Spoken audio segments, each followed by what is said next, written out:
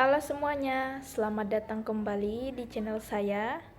Pada video kali ini, kita akan membahas sebuah tema yang sangat penting. Bukan hanya bagi mahasiswa ekonomi atau praktisi keuangan, tetapi bagi siapapun yang ingin memahami bagaimana sistem keuangan syariah berkembang dan memainkan peran besar di dalam dunia modern. Topik kita kali ini yaitu peran lembaga dan industri pendukung dalam perkembangan perbankan syariah. Selama kurang lebih 25 menit ke depan, kita akan membahas apa itu perbankan syariah, lembaga apa saja yang mendukung pengembangannya, bagaimana regulasi dibentuk, peran teknologi, tantangan yang dihadapi, hingga bagaimana masa depan industri ini. Video ini dibuat dengan penjelasan yang sangat runtun, jelas, dan mudah dipahami. Jadi, pastikan kamu tonton sampai akhir ya. Perbankan syariah adalah salah satu sektor keuangan yang memiliki pertumbuhan signifikan di banyak negara, termasuk Indonesia. Pertumbuhan ini tidak terjadi secara spontan, melainkan merupakan hasil dari kerja terstruktur yang melibatkan berbagai lembaga dan industri pendukung yang bekerja sama dalam suatu ekosistem. Dalam memahami perkembangan perbankan syariah, penting untuk melihat bagaimana masing-masing lembaga memberikan kontribusi, bagaimana regulasi dibangun, bagaimana pendidikan dan pelatihan mencetak tenaga profesional, bagaimana inovasi produk diciptakan, serta bagaimana teknologi membantu memperluas daya jangkau sistem keuangan syariah. Semua aspek ini saling berhubungan dan tidak dapat dipisahkan satu sama lain. Industri perbankan syariah bukan hanya menyediakan layanan keuangan yang berbasis nilai, tetapi juga menciptakan mekanisme ekonomi yang bertujuan menjaga keadilan, transparansi, dan keberlanjutan ekonomi. Dengan semakin meningkatnya kesadaran masyarakat akan prinsip keuangan syariah, kebutuhan terhadap layanan dan produk yang sesuai syariat semakin besar. Karena itu, pembahasan mengenai peran lembaga dan industri pendukung menjadi sangat penting untuk melihat bagaimana sistem keuangan syariah dapat terus berkembang dan bersaing dengan industri keuangan lainnya. Yang pertama, definisi perbankan syariah. Perbankan syariah dapat didefinisikan sebagai sistem perbankan yang beroperasi berdasarkan prinsip-prinsip hukum Islam yang mengacu pada Al-Quran, hadis, serta fatwa dan ijtihad ulama. Sistem ini menolak praktik riba atau bunga, menghindari transaksi spekulatif yang berlebihan, dan menekankan kegiatan ekonomi yang berlandaskan pada transaksi nyata dan memenuhi keadilan. Dalam perbankan syariah, hubungan antara bank dan nasabah tidak bersifat kreditur dan debitur seperti dalam bank konvensional, tetapi lebih kepada hubungan kemitraan, jual beli, atau sewa. Nasabah tidak dikenakan bunga, tetapi akad yang digunakan disesuaikan dengan jenis kegiatan keuangan yang dilakukan, seperti akad mudharabah untuk kerjasama usaha, akad murabahah untuk pembiayaan berbasis jual beli, atau akad ijarah untuk sewa. Perbankan syariah memiliki tujuan yang lebih luas daripada sekedar mencari keuntungan. Tujuan utamanya adalah memastikan kegiatan ekonomi berjalan sesuai dengan nilai-nilai etika Islam dan memberikan manfaat yang seimbang antara pihak bank, nasabah, dan masyarakat. Karena itu, sistem pengelolaan risiko, sistem audit syariah, serta proses verifikasi bisnis yang harus dibiayai harus dilakukan dengan sangat berhati-hati. Perbankan syariah juga memiliki pengawasan internal dan eksternal untuk menjamin semua operasionalnya mengikuti ketentuan syariah. Yang kedua, peran lembaga keuangan dalam perbankan syariah.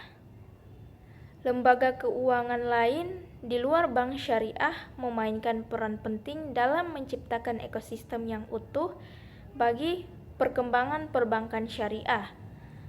Tanpa adanya lembaga pendukung, bank syariah akan kesulitan menjalankan fungsinya secara maksimal. Lembaga pembiayaan syariah, lembaga penjamin pembiayaan, pegadaian syariah, zakat dan wakaf, hingga lembaga keuangan mikro syariah berperan melengkapi celah-celah layanan yang tidak dapat dijangkau bank. Misalnya, lembaga penjamin pembiayaan membantu bank syariah berani mengeluarkan pembiayaan kepada sektor UMKM yang memiliki potensi tetapi belum bankable.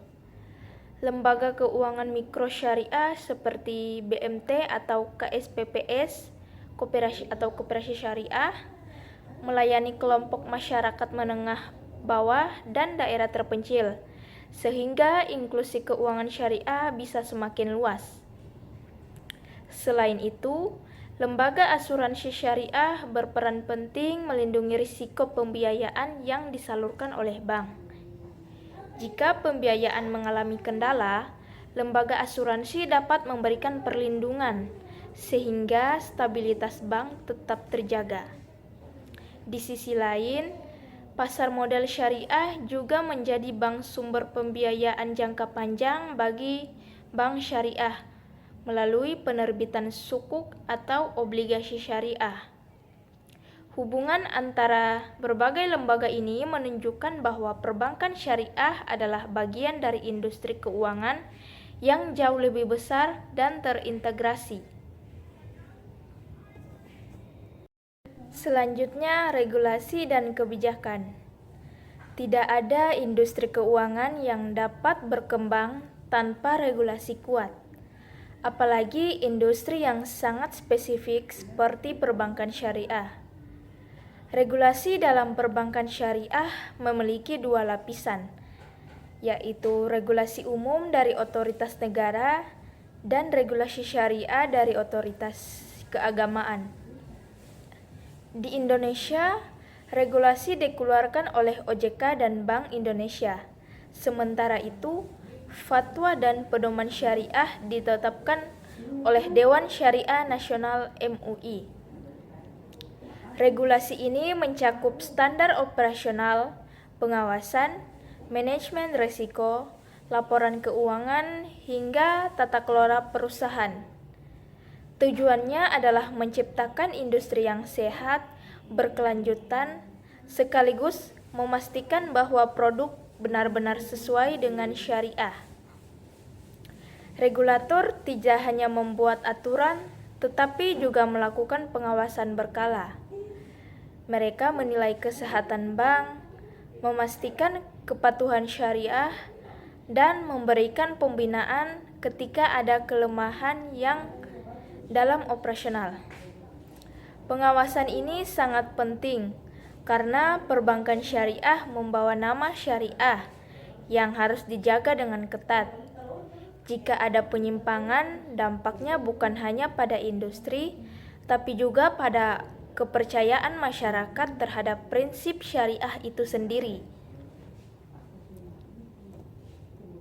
Selanjutnya, regulasi dan kebijakan.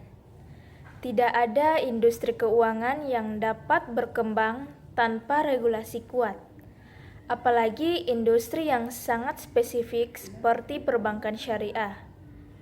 Regulasi dalam perbankan syariah memiliki dua lapisan, yaitu regulasi umum dari otoritas negara dan regulasi syariah dari otoritas keagamaan. Di Indonesia, regulasi dikeluarkan oleh OJK dan Bank Indonesia. Sementara itu, fatwa dan pedoman syariah ditetapkan oleh Dewan Syariah Nasional (MUI). Regulasi ini mencakup standar operasional, pengawasan, manajemen risiko, laporan keuangan, hingga tata kelola perusahaan. Tujuannya adalah menciptakan industri yang sehat, berkelanjutan, sekaligus memastikan bahwa produk benar-benar sesuai dengan syariah. Regulator tidak hanya membuat aturan, tetapi juga melakukan pengawasan berkala. Mereka menilai kesehatan bank, memastikan kepatuhan syariah, dan memberikan pembinaan ketika ada kelemahan yang dalam operasional. Pengawasan ini sangat penting karena perbankan syariah membawa nama syariah yang harus dijaga dengan ketat.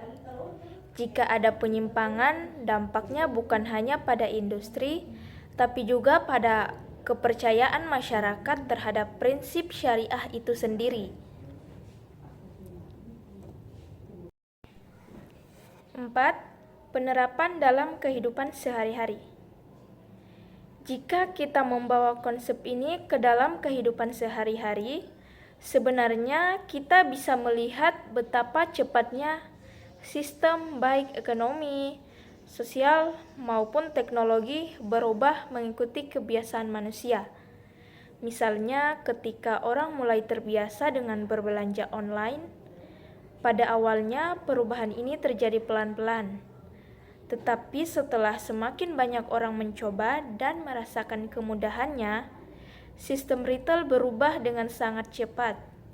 Toko fisik mulai sepi, gudang logistik meningkat, hingga metode pembayaran pun ikut berubah. Ini menunjukkan bahwa sebuah kebiasaan kecil yang dilakukan oleh banyak orang dapat mengubah struktur besar yang sebelumnya dianggap stabil. Perubahan ini tidak terjadi karena ada satu keputusan besar, tetapi karena jutaan keputusan kecil yang dilakukan berulang setiap hari. Dalam konteks pendidikan, kebiasaan belajar yang konsisten juga menciptakan perubahan besar. Siswa yang rajin mencatat, membaca ulang, atau bertanya ketika tidak paham, perlahan membentuk pola pikir yang kritis dan mampu memahami materi lebih dalam dibanding siswa lain yang hanya belajar ketika ada ujian. Pada awalnya, perubahan dalam pemahaman mungkin tidak terlihat, tetapi seiring waktu, praktik kecil itu membangun fondasi pembelajaran yang jauh lebih kuat. Jadi, perubahan besar seringkali lahir bukan dari sesuatu yang ekstrim, tetapi dari rutinitas biasa yang dilakukan dengan konsisten. Hal ini juga berlaku dalam organisasi atau kelompok. Kebiasaan komunikasi yang baik, seperti mendengarkan pendapat, mengklarifikasi informasi, atau memberi umpan balik, secara bertahap memperbaiki dinamika kerja. Organisasi yang tadinya penuh salah paham dapat berubah menjadi lebih produktif hanya karena anggotanya mulai membiasakan pada pola komunikasi yang sehat. Jadi, pada titik ini kita bisa melihat bagaimana kebiasaan manusia memiliki kekuatan besar dalam membentuk dan menggerakkan perkembangan suatu sistem. 5. Tantangan dan hambatan yang sering muncul. Walaupun kebiasaan kecil bisa membawa dampak besar, kenyataannya proses ini tidak selalu berjalan mulus. Salah satu tantangan terbesar adalah konsistensi. Banyak orang bisa memulai sesuatu dengan semangat, tetapi mempertimbangkan kebiasaan itu adalah hal yang berbeda. Rasa bosan, gangguan lingkungan, kurangnya dukungan, atau bahkan tidak melihat hasil dengan cepat dapat membuat seseorang kembali ke pola lama yang tidak produktif.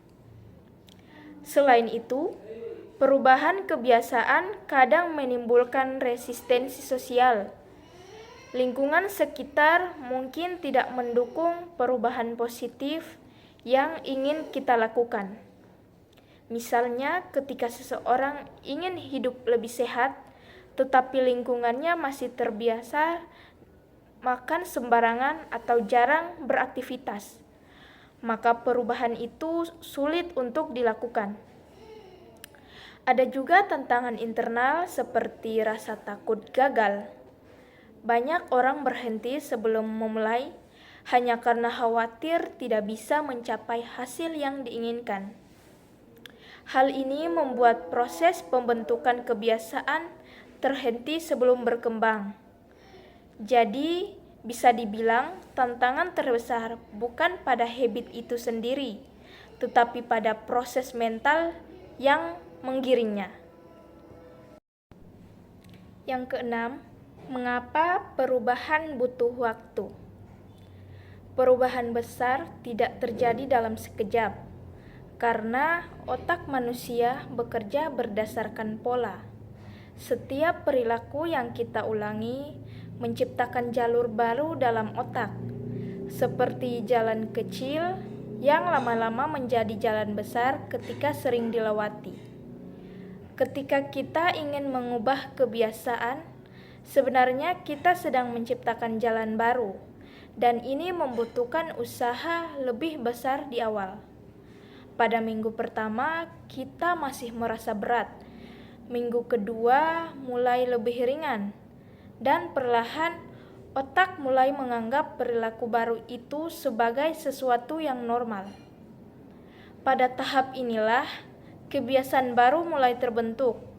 Namun, proses ini bisa memakan waktu berbeda bagi setiap orang.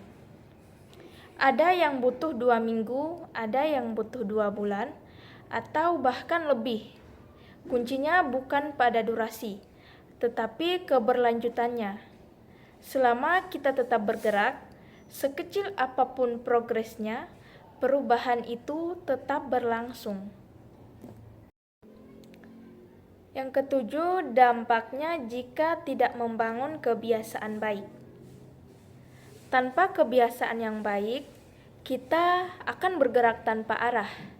Hidup menjadi reaktif, bukan proaktif. Artinya, kita hanya merespon apapun yang terjadi tanpa memikirkan strategi jangka panjang. Ketika tidak ada kebiasaan yang mendukung pertumbuhan, kita akan tetap berada pada posisi yang sama meskipun waktu terus berjalan. Di dunia kerja, ini membuat seseorang stagnan meskipun sudah bertahun-tahun bekerja. Dalam pendidikan, siswa yang tidak membangun kebiasaan seperti belajar akan merasa semakin tertinggal, bukan karena kurang pintar, tapi karena tidak memiliki sistem yang mendukung perkembangan dirinya. Selain itu, kebiasaan buruk yang terus dipertahankan bisa berubah menjadi masalah besar.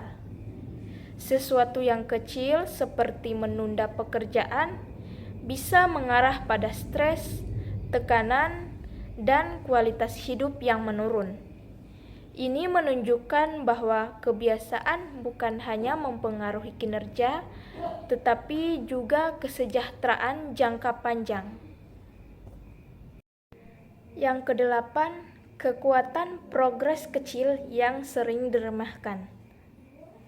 Jika kita perhatikan lebih dalam, salah satu hal yang sering membuat orang gagal berkembang sebenarnya bukan karena kurang pintar, kurang berbakat, atau kurang peluang, tetapi karena mereka sering meremehkan progres kecil.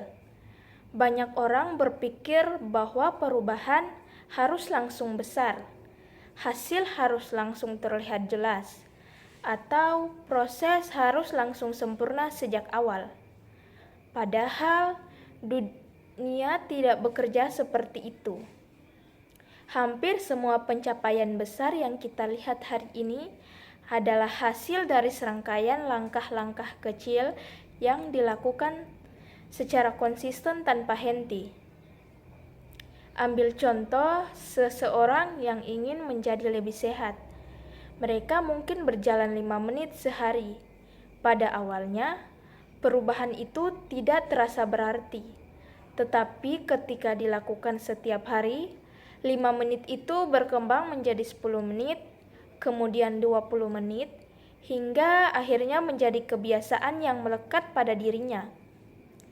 Tanpa terasa, tubuhnya menjadi lebih bugar, pola tidurnya membaik, dan pikirannya lebih tenang.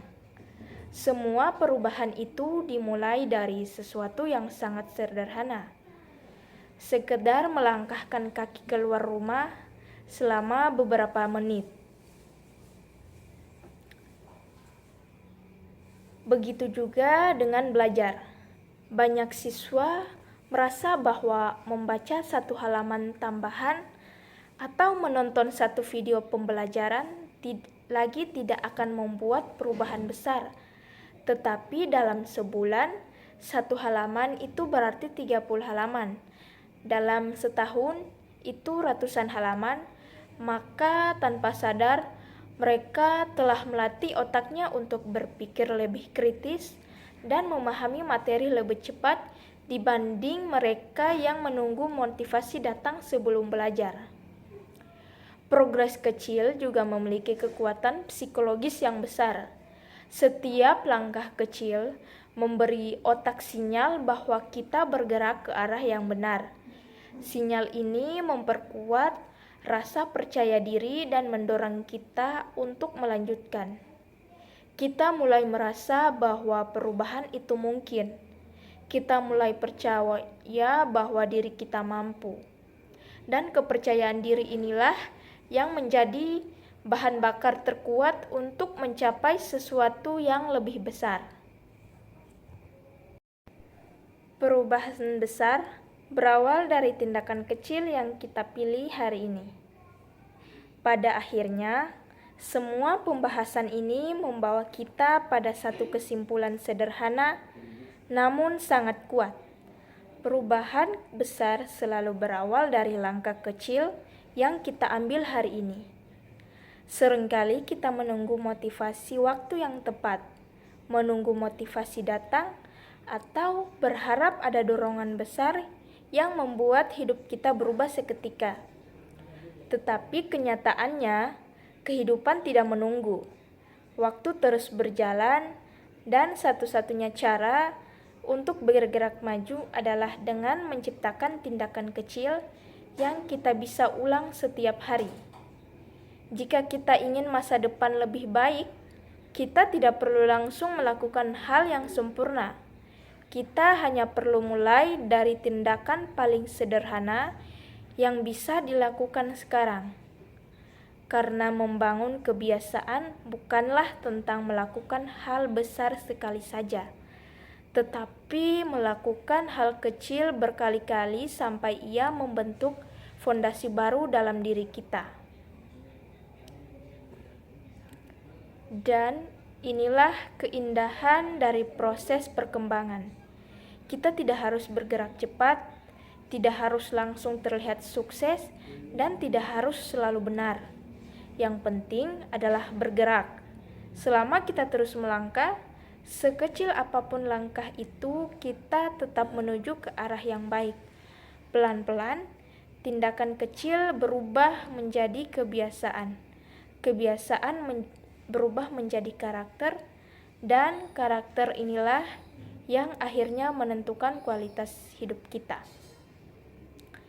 Jadi, apapun tujuanmu, entah itu berkembang dalam pendidikan, karir, keuangan, hubungan, atau kehidupan pribadi, ingatlah bahwa masa depan itu dibangun oleh keputusan-keputusan kecil yang kamu ambil hari ini. Jangan takut memulai dari yang sederhana. Jangan meremehkan usaha kecilmu.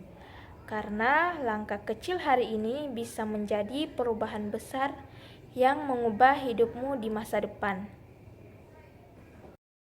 Terima kasih sudah menyimak sampai akhir. Semoga apa yang kamu dapatkan hari ini bisa menjadi pijakan baru untuk membuat hidupmu lebih berkembang, lebih kuat, dan lebih berarti. Sampai jumpa di pembahasan berikutnya. Tetap semangat, Tetap percaya pada proses dan teruslah melangkah maju. Jangan lupa like dan komen video ini. Bye-bye.